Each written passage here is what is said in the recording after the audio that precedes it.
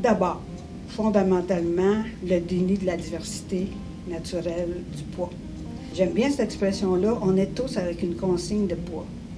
Alors, il y a des gens qui naissent avec une consigne de poids pour être plutôt mince, ou pour être une personne grosse, ou pour être entre les deux.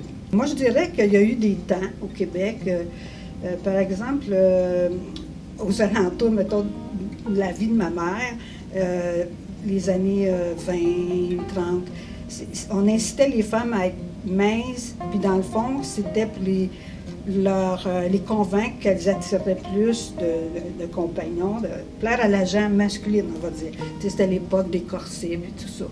Il y a eu la guerre, les femmes sont allées beaucoup sur le marché du travail parce que les hommes étaient au front. Puis elles ont commencé à prendre de la place dans le monde du travail, puis dans différentes sphères sociales.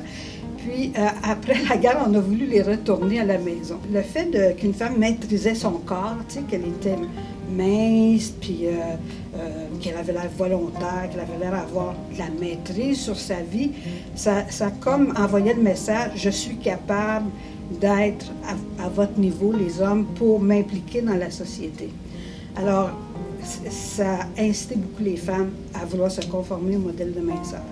Tout ce qui est culture de diète, culte de la minceur et tout ça, ça a été une façon notamment de brimer un peu l'émancipation et l'épanouissement des femmes depuis à peu près le début des années 1900. Je parle de la période, mettons, d'après-guerre, après-première guerre, des années 1920-1930, où les femmes avaient commencé à prendre un petit peu de place sur le marché du travail parce que les hommes étaient partis à la guerre. Éventuellement, ils ont commencé à réclamer des droits, comme le droit de vote, par exemple, justement, le droit de travailler, d'avoir leur propre compte en banque, de devenir indépendante, de faire des choix. Je pense qu'à la grossophobie, c'était, et la discrimination et la pression d'être mince, c'est un peu dans le même principe que la culture du viol, c'est-à-dire une façon de les garder en situation de presque de servitude, de maintenir un sentiment où elles sont jamais assez bonnes, où elles sont toujours inadéquates pour garder un certain contrôle. Je vivais mon adolescence, tu sais. Alors Twiggy est devenu le modèle de beauté auquel se référer. Puis moi, je vivais ça comme une grande violence, parce que c'est une grande injustice, parce que je l'avais intégré comme c'est moi qui n'ai pas correct. Puis bon, ça a pris un certain nombre d'années là, pour un éveil différent et que ça m'a amené à militer au niveau du respect de tous les formats corporels. Je pense que la grossophobie, en fait, ça existe parce que les gens de façon générale, je pense, ont cette habitude de remarquer la différence.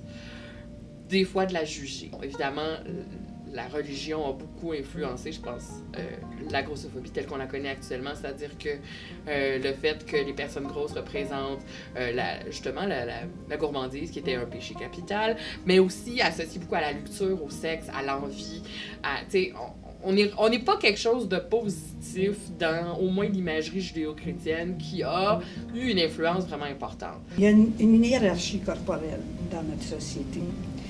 Si on est plutôt mince, on est en haut de l'échelle. Et plus on devient gros, plus on est en bas de l'échelle. Il y a des gens qui pensent que le fait qu'ils sont minces, c'est juste le résultat de leur ascèse personnelle.